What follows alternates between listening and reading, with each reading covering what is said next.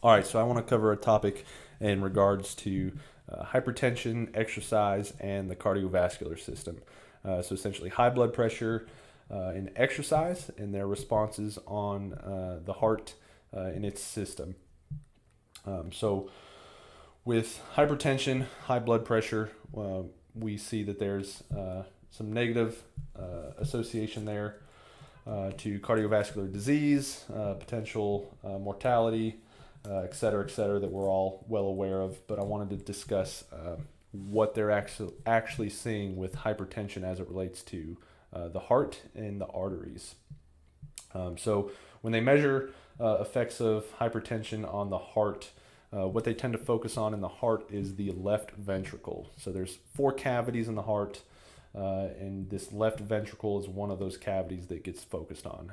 The reason is this cavity is responsible for filling up blood, and then the heart pumps this blood out of this cavity into the rest of the body, right? So this is where the oxygenated blood leaves the heart and goes to the rest of the body for life, exercise, whatever you're doing, right? So when we see a hypertensive population and we look at their heart, the thing that the evidence shows us is that the wall of that ventricle is thickened outside of normal ranges, right? So there's an abnormal thickening of this wall from the chronic stress of hypertension.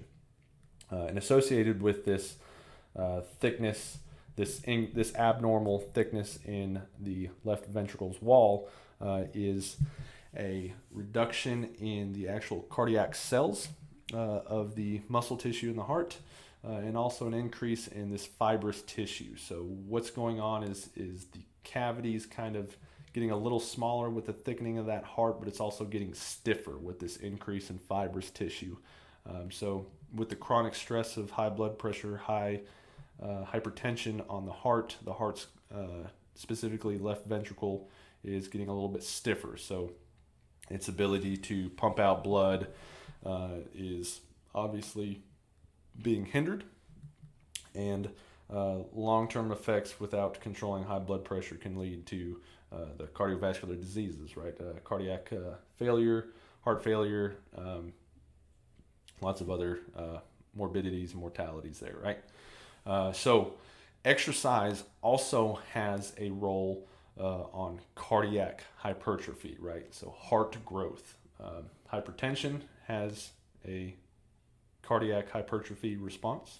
So does exercise. However, exercise, fortunately and obviously, is a little bit different than the hypertension's response. So hypertension and its responses are caused by the chronic stress of the high blood pressure, whereas the adaptations from exercise come from acute increases in blood pressure, right? As we exercise, blood pressure increases. That's pretty obvious there.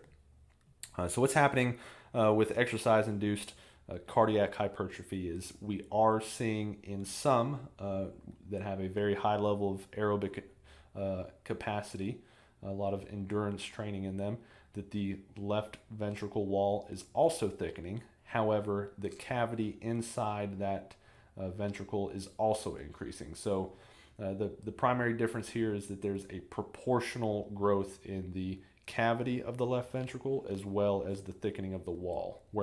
Whereas in hypertension, there's just this abnormal focus on the wall getting thicker.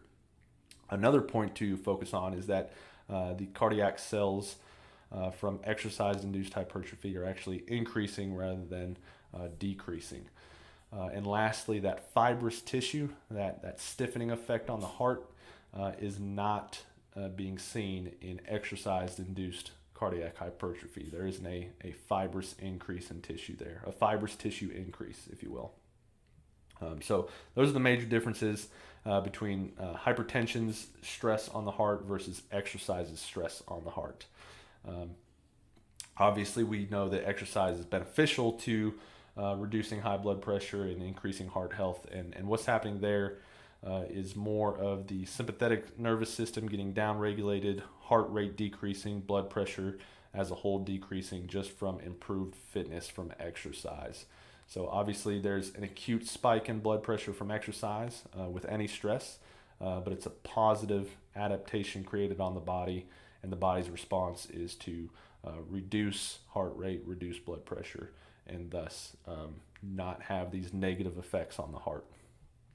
The other piece that I wanted to focus on that also has effects from both hypertension and specifically resistance training is arterial stiffness, right? So just like hypertension has a negative effect on the heart, it also has a negative effect on the arteries of our body. So with chronic high blood pressure, the response of the arteries is to, just like the heart, get a little stiff, right? So there's what's called, literally termed, arterial stiffness. And what we're finding is that in resistance trained populations that lift weight, there is also an increase in arterial stiffness. There's plenty of evidence and research out there that distinguishes the two factors from the factor of exercise-induced arterial stiffness and hypertensive arterial stiffness. I'll link that evidence in the description.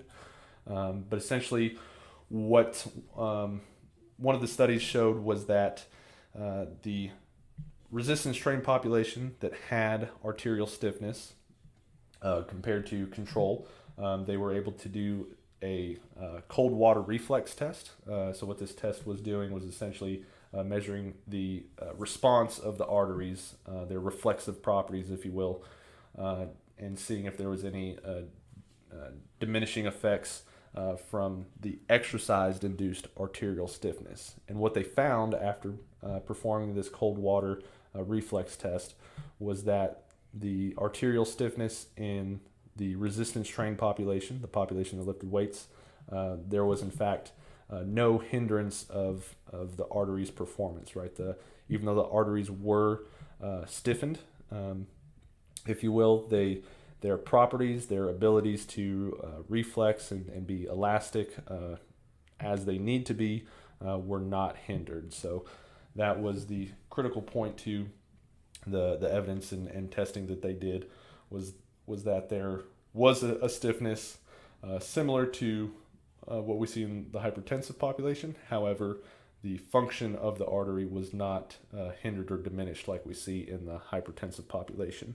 So the theory behind that is with resistance training, we're always getting stronger, but it's not just limited to muscles, and it's not just limited to bones, and it's not just limited to ligaments and tendons. The literal arteries of the body to handle these acute increases in arterial pressure, blood pressure, and stress are to also strengthen the arteries. So that's where that arterial stiffness is coming from. In regards to practical application, I've had many clients on hypertensive medications, specifically the blockers, the alpha and beta blockers. This next statement won't apply to the diuretics. The diuretics aren't taking an actual direct effect of essentially suppressing the heart rate, but those that are on the alpha and beta blockers,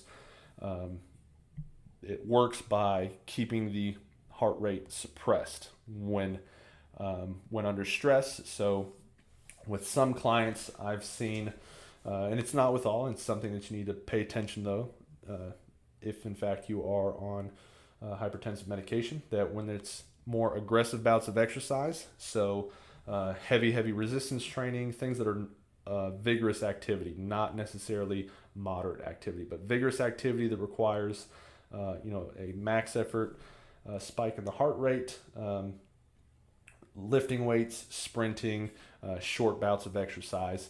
What I've seen with some of my clients is that because the artificially suppressed heart rate cannot compensate for that aggressive bout of exercise, they can't handle that high intensity exercise, right? They get this suffocating feeling because that spike in heart rate that we want to see during intense exercise is to accommodate and get blood flow and get oxygen to the body.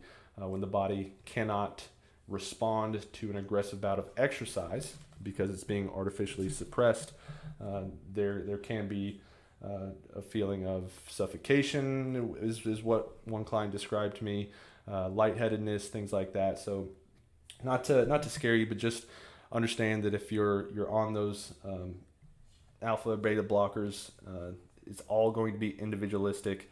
But if you or when you perform your resistance training or high vigorous activities, just keep that in mind, and start confident but cautiously, and see how your body responds to those aggressive bouts of exercise. And with anything, even with the medication, the body can adapt, and you can still progress and push forward. So just keep that in mind. Obviously, diuretics, if you're just on the diuretics, that's not going to have an effect that these blockers do. So keep it in mind if you're a hypertensive client and exercising and trying to better your health. Just pay attention to the vigorous exercise. Don't necessarily stay away from it. Just pay attention to it. Be cautious, be confident, and know yourself. So that's all for hypertension, exercise, and the cardiovascular system. I'm going to cover next, whenever I get around to it, age as it relates to adaptation.